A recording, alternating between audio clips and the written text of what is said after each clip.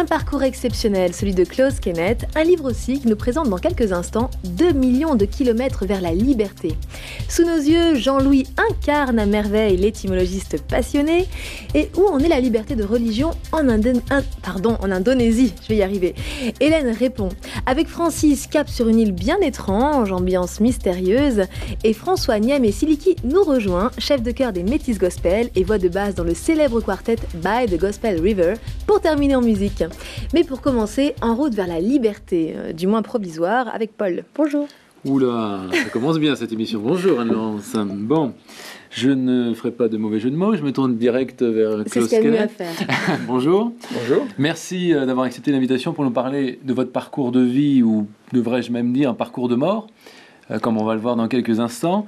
Un parcours que je vais avoir du mal à résumer tellement il est impressionnant. D'ailleurs, comme en témoigne le titre de votre livre, 2 millions de kilomètres vers la liberté.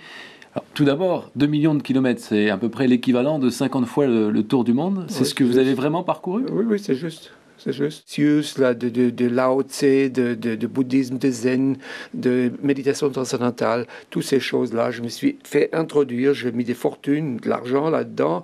Et c'était pas une blague, c'était pour moi une nécessité de voir est-ce qu'il y a quelque part un sens de vie. Parce que tout ce que je voyais d'ailleurs après la guerre, c'était la destruction partout, et la destruction intérieure et extérieure. Alors, c'est quoi cette vie? Et je voulais pas faire une carrière, gagner de l'argent, ça m'intéressait. Ça, c'était loin de moi, c'était même pas dans mes pensées.